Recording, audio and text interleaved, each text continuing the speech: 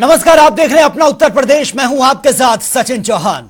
UP Lok Sabha चुनाव में BJP की सीटें कम होने के कारणों की जमीनी तलाश शुरू हो चुकी है।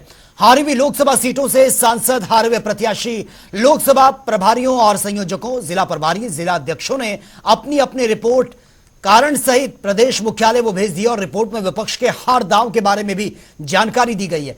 अब इसी हफ्ते प्रदेश मुख्यालय पर समीक्षा बैठक की जाएगी, जिसके बाद अलग अलग लोकसभा क्षेत्रों में हार के कारणों की पड़ताल के लिए स्पेशल टीम भी भेजी जाएगी।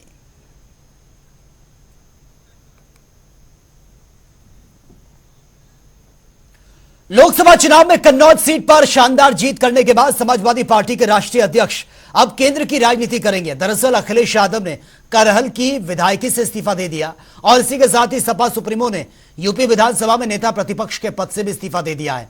ऐसे में करहल विधानसभा पर उपचुनाव करवाया जाएगा। वहीं जानकारी के मुताबिक तेज प्रताप सिंह यादव को उम्मीदवार बनाया जा सकता है। साथ ही नेता प्रतिपक्ष के पद के लिए शिवपाल यादव के नाम पर भी इस वक्त चर्चा जोरों पर है।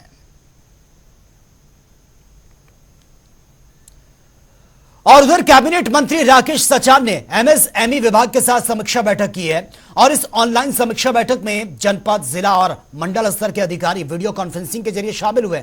समीक्षा बैठक को लेकर कैबिनेट मंत्री ने कहा, उत्तर प्रदेश के 1 ट्रिलियन इकोनॉमी के लक्ष्य को पाने के लिए एमएसएमई का महत्वपूर्ण योगदान है।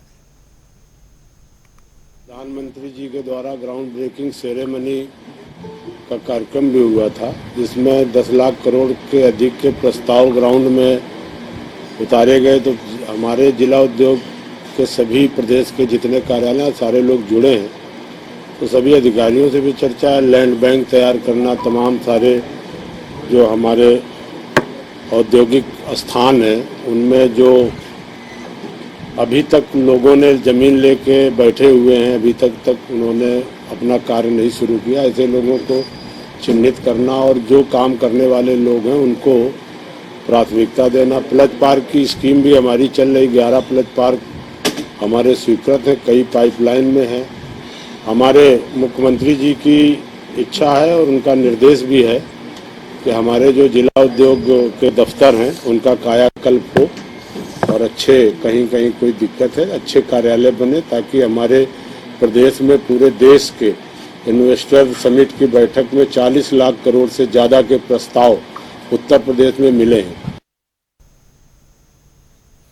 और वे भारतीय संचार निगम लिमिटेड यानी कि बीएसएनएल सभी जिलों में निजी ऑपरेटर से बेहतर सेवाएं देने में जुटा हुआ है और इसे लेकर लखनऊ से हमारे संवाददाता टीएन मिश्रा ने बीएसएनएल के सीजीएम एके मिश्रा से खास बातचीत की है। ये रिपोर्ट देख लेते हैं।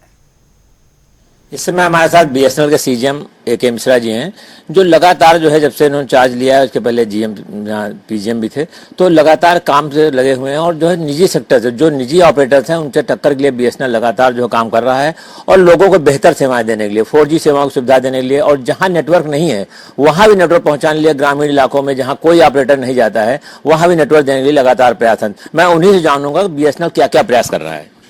जी नमस्कार और बहुत बहुत धन्यवाद, आपने हम लोगों को अवसर दिया और हम लोग जो हैं पूरी तरह से कृत संकल्प हैं। इस वक्त पूरे उत्तर प्रदेश पूर्वी परिमंडल में करीब 5700 जो हमारे 2G 3G BTS हैं उनको एक भारत सरकार के अथक सहयोग से हम लोग इन सबको 4G में कन्वर्ट करने का एक बहुत ही हम लोगों का एम्बिशियस प्लान है और जिसका इम्प्लीमेंटेशन भी चालू हो गया है और करीब 800 से 1000 BTS परिवर्तित कर दिए गए हैं 4G में और उम्मीद करते हैं कि ये हम लोग सारा का सारा जितना भी अपग्रेडेशन है वो हम लोग करीब 2 महीने में इसको भी पूरा करने के लिए संकल्प लेते हैं और इसको कंप्लीट करने का हम लोगों को confidence, we are confident to get all this existing है ना BTS to upgrade to 4G and which are also convertible to 5G technology and इसके अलावा भी करीब 550 और 600 जो हमारे BTS हैं उनको ऐसी जगह पे हम लोगों ने नए प्लान किए हैं जहाँ पे हम लोगों का बहुत इंपॉर्टेंट एरियाज़ हैं या फिर जहाँ पे बहुत किस तरह की ज़रूरत है, तो वहाँ पे भी हम लोगों ने 500, 550, 600 के आसपास नए BTS भी 4G के हमारे प्लान हैं यूपी में। ये तो हमारा प्रथम चरण का है और इनके लिए हमारा आत्मनिर्भर प्रोजेक्ट TCS जो हमारे माननीय प्रधानमंत्री जी और भारत सरकार का ये एक वो है है कि हम लोग आत्मनिर्भर टेक्नोलॉजी का प्रयोग करें। तो इसमें टेलीकॉम सेक्टर में टीसीएस हमारे पार्टनर हैं और उनके साथ तेजस एक कंपनी है, वो भी टाटा की एक सब्सिडी कंपनी है, पूरी तरह से आत्मनिर्भर है। और उनके सहयोग से हम लोग पूरे उत्तर प्रदेश परिमंडल में इसका बहुत ही तेजी से इसको संस्थापन कर रहे हैं, लगा रहे हैं, कमीशन कर रहे हैं और उसकी गुणवत्ता की भी कॉन्टिन्यूसली जांच कर रहे हैं।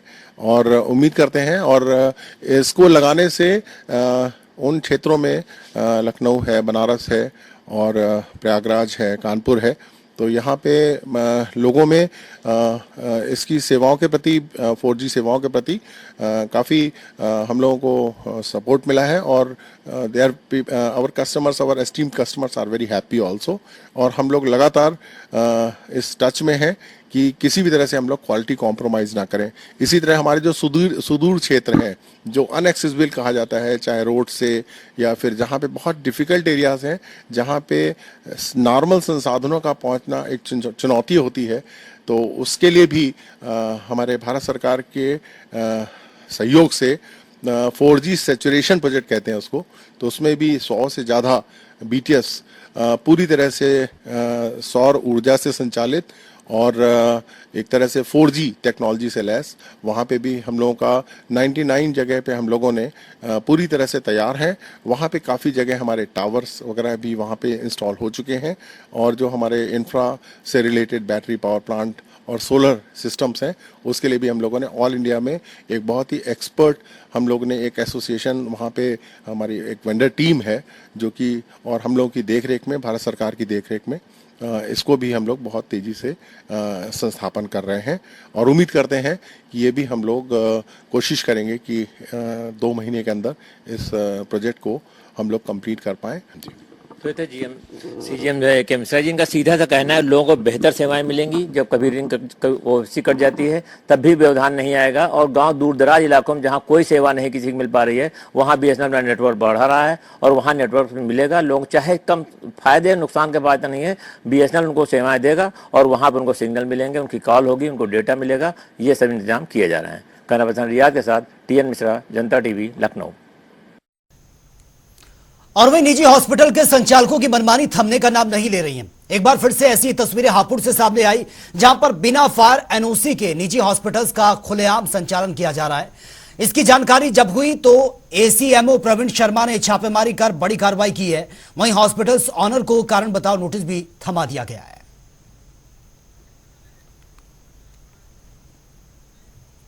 फिलहाल यहां रुकेंगे एक छोटे से ब्रेक के लिए, लौटेंगे कुछ और खबरों के साथ। ब्रेक के बाद खबरों में आपका एक बार फिर से स्वागत है। आसमान से लगातार आग बरस रही है, भीषण गर्मी से जीना भी दुश्वार हो चुका। ऐसे में संगम नगरी में इसका सीधा असर पर्यटक पर भी देखने को मिल रहा है, जिस कारण नाविका की जो आमद है वो मानो रुक सी गई है। तो वहीं एक और कूड़े का अंबार भी साफ तौर पर नजर आ रहा है। हमारे संवाददाता SM आमिर की रिपोर्ट आप देखिए और समझिए।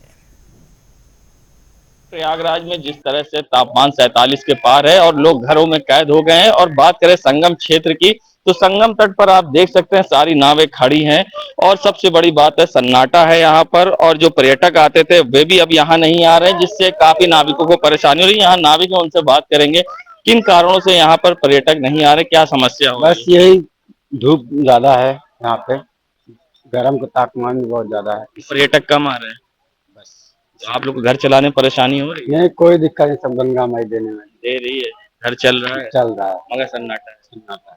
सन्नाटा है, घर चल रहा है, गंगा माई दे रही है। मगर जिस तरह से नाविकों को उम्मीद थी कि कुंभ अब आएगा और कुंभ में यहाँ सैलानी आएंगे, जिससे कि एक बार फिर से पर्यटन बढ़ेगा। यहाँ पर और लोग हैं, हम उनसे बात करेंगे। ये बताइए, यहाँ आप लोग आए दर्शन के लिए, इतने धूप है, सन्नाटा है, क्या लग रहा है?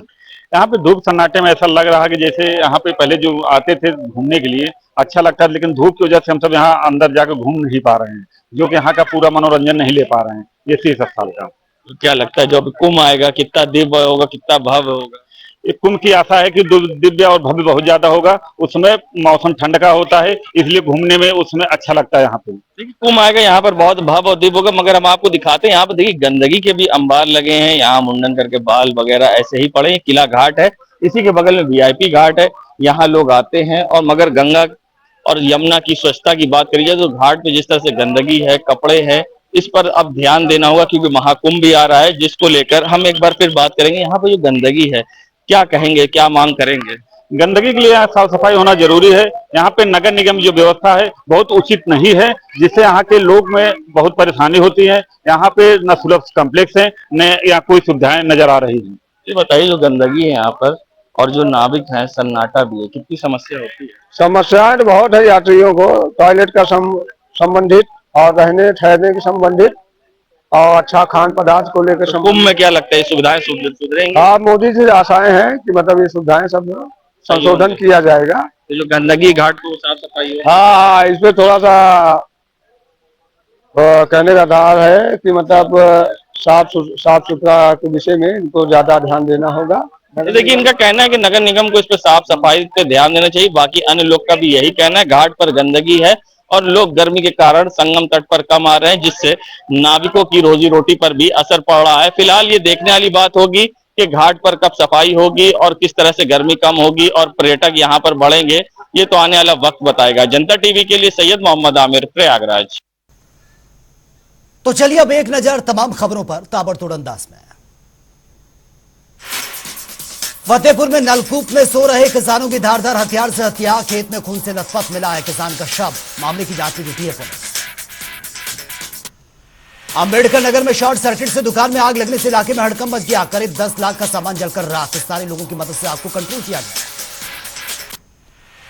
संत कबीर नगर में पुलिस और बदमाशों के बीच मुठभेड़ की खबर। जवाबी फायरिंग के दौरान बदमाश के पैर में लगी है गोली। 9 साल के मासूम से दुष्कर्म के मामले में चल रहा था फरार। पीलीभीत में महिला ने जिला कार्यालय में लगाई यह गुहार। पीड़ित कोषागार अधिकारी के खिलाफ दाखिल किया शिकायती पत्र। रिश्वत के नाम पर महिला के पति को करता था परेशान। आगरा में गठबंधन प्रत्याशी रामनाथ सिकरवार ने डीएम को दिया है पत्र। एससी गाइडलाइन को लेकर मतगणना पर दिया यह पत्र। मतगणना में खामियां होने पर दोबारा से मतगणना की मांग। श्रावस्ती में संजय मिश्रा हत्याकांड में 5 दिन बाद भी पुलिस के हाथ खाली। बीजेपी नेता साकेत मिश्रा के पुलिस की जमकर लगाई क्लास। सोशल मीडिया पर वीडियो वायरल। बुलंदशहर में ट्रांसफार्मर में लगी भीषण आग। ट्रांसफार्मर के पास खड़ी एक कार भी जलकर पूरी तरह से राख। फायर ब्रिगेड की गाड़ियां मौके पर पहुंची। कड़ी मशक्कत के बाद आग को कंट्रोल किया। मंत्री सुरेश कुमार खन्ना ने राजधानी में सफाई व्यवस्था का किया औचक निरीक्षण। नाहिर की नाराजगी, नगर आयुक्त के संबंधित सफाई कर्मचारियों के 3 दिन के वेतन काटने के निर्देश दिए। लखनऊ में मंडलायुक्त डॉक्टर रोशन जैकब ने मोती झील, जमुना झील का भी किया औचक निरीक्षण। अधिशासी अभियंता और अन्य अधिकारी मौके पर मौजूद थे। फिरोजाबाद में अज्ञात युवती का शव मिलने से फैली है सनसनी। हत्या कर शव को फेंकने की जताई जा रही आशंका। सूचना पर पहुंची है पुलिस। मामले की जांच में जुटी। गोरखपुर में ई रिक्शा चार्ज करते समय शॉर्ट सर्किट से घर में लगी भीषण आग। हादसे में 7 लोग झुलसे। 2 मासूम की जलकर मौत। कई लोग गंभीर रूप से घायल, हॉस्पिटलाइज। देवरिया में नाबालिग छात्रा का दबंगों ने अपहरण कर लिया है। पीड़िता की मां ने थाने में लगाई है न्याय की गुहार। न्याय के लिए दर दर भटक रहा है परिवार। फर्रुखाबाद में खुलेआम खनन माफिया कर रहे अवैध खनन। पीड़ित ने अपराधियों के खिलाफ थाने में तहरीर दी है। पीड़ित की शिकायत की अब तक सुनवाई नहीं। मुजफ्फरनगर में विद्युत कर्मचारियों के साथ मारपीट को लेकर धरने पर बैठे हैं विद्युत के कर्मचारी। बकाया बिल भुगतान की मांग को विद्युत कर्मचारियों से यह मारपीट। 3 कर्मचारी गंभीर रूप से घायल। कुशीनगर में पुलिस की प्रताड़ना से तंग आकर युवक ने जहर खा लिया है। जिंदगी और मौत के बीच जूझ रहा है, अस्पताल में भर्ती। बहराइच में दीवार गिरने से दर्दनाक हादसा। दीवार के नीचे दबने से 2 मासूम की मौत, 3 घायल। घटना से परिवार में कोहराम मच गया। इटावा में पुलिस ने 3 शातिर अभियुक्तों को गिरफ्तार किया। आरोपियों के पास से खोखा, तमंचा समेत भारी मात्रा में कारतूस बरामद। पुलिस और फोरेंसिक टीम मौके पर मौजूद। अलीगढ़ में चुनावी रंजिश के चलते बीजेपी कार्यकर्ता की हत्या। दबंगों ने गोली मारकर की। प्रधान पति बीजेपी कार्यकर्ता की हत्या। घटना के बाद इलाके में सनसनी। पीलीभीत में निजी हॉस्पिटल की बड़ी लापरवाही सामने आई। डॉक्टर के गलत दवा देने से महिला को मिसकैरेज हुआ है। परिजनों ने डीएम और सीएम को पत्र लिखकर शिकायत की। सहारनपुर में राष्ट्रीय स्वयंसेवक संघ ने प्रशिक्षण शिविर लगाया। कई प्रशिक्षणार्थियों ने लिया हिस्सा, साथ ही भव्य स्वागत भी हुआ। मिर्जापुर में गंगा नदी में डूबने से मासूम बच्ची की मौत का मामला। विंध्याचल दर्शन के लिए गया हुआ था परिवार। गोताखोरों की मदद से शव को बाहर निकाला गया। जांच में जुटी है पुलिस। मथुरा में राया पहुंची है कांग्रेस धन्यवाद यात्रा। कांग्रेस पार्टी के पदाधिकारी और कार्यकर्ता भारी तादाद में शामिल। नेहरू पार्क में पूर्व प्रधानमंत्री जवाहरलाल नेहरू की प्रतिमा पर माल्यार्पण किया। मैनपुरी में विश्व हिंदू परिषद के कार्यकर्ताओं ने पाकिस्तान के खिलाफ जमकर की नारेबाजी। आतंकी हमले में मारे गए श्रद्धालुओं को लेकर जताई नाराजगी। डीएम कार्यालय में राष्ट्रपति के नाम सौंपा गया ज्ञापन। हामिरपुर में सर्विलांस टीम को मिली है बड़ी सफलता। करीब 30 लाख की कीमत के 156 मोबाइल बरामद। प्रार्थना पत्र के आधार पर यह बड़ी कार्रवाई। एसपी ने प्रेस कॉन्फ्रेंस कर जानकारी। बदायूं में तेज रफ्तार ट्रक ने बाइक सवार को टक्कर मार दी है। हादसे में बाइक सवार युवक की मौके पर ही दर्दनाक मौत। सूचना पर पहुंची है पुलिस। जांच शुरू। लखीमपुर खीरी में ठगी करने वाले गिरोह को पुलिस ने भंडाफोड़ कर दिया है। नकली पुलिस की वर्दी में पकड़ा गया शातिर ठग। कई लोगों से अब तक कर चुका है लाखों की ठगी। मामले की जांच में जुटी है पुलिस।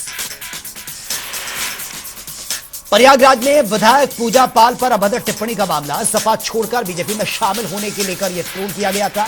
7 नामजद लोगों पर पुलिस ने दर्ज किया मुकदमा।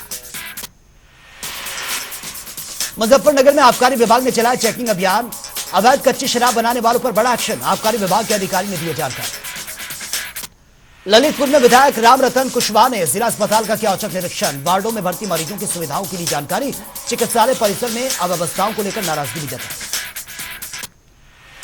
कासगंज में पुलिस टीम को मिली है बड़ी सफलता। करीब 10 लाख के मोबाइल फोन बरामद किए। सर्विलांस एसओजी और कोतवाली पुलिस ने की संयुक्त कार्रवाई। बदायूं में स्वास्थ्य विभाग की बड़ी लापरवाही सामने आई है। हॉस्पिटल्स में लाइट न आने के कारण मोबाइल की टॉर्च में किया जा रहा है मरीजों का इलाज। ग्रेटर नोएडा में अथॉरिटी टीम और किसानों के बीच झड़प का मामला। अवैध अतिक्रमण हटाने पहुंची थी प्राधिकरण की टीम। वीडियो सोशल मीडिया पर वायरल। बिजनौर में दिल को दहला देने वाली घटना सामने आई है। मां ने बच्चे को फावड़े से काटकर हत्या कर दी है। आरोपी मां को पुलिस ने गिरफ्तार कर लिया। अलीगढ़ में गौरव हत्याकांड का मामला। आरोपी की गिरफ्तारी न होने से नाराज परिजनों ने किया प्रदर्शन। कार्रवाई को लेकर डीएम को सीएम के नाम सौंपा गया था। आतंकी हमले में मारे गए लोगों का शव पहुंचा उनके घर। मारे गए लोगों के बलरामपुर में 14 लोग घायल, 2 की मौत। पीड़ितों की हर संभव मदद का आश्वासन। बुलंदशहर में अवैध संबंधों के शक में प्रेमी ने की प्रेमिका की हत्या। हत्या करके प्रेमी ने कबूला गुनाह। वीडियो सोशल मीडिया पर वायरल। कुशीनगर में फर्जीवाड़ा गैंग का शातिर ठग गिरफ्तार। आयुष्मान योजना के नाम पर करता था अवैध वसूली। पुलिस ने किया साइबर ठग का खुलासा। फतेहपुर में संदिग्ध परिस्थितियों में खेत में पड़ा मिला किसान का शव। अज्ञात हमलावर मौके से फरार। परिजनों की तहरीर के आधार पर जांच में जुटी पुलिस।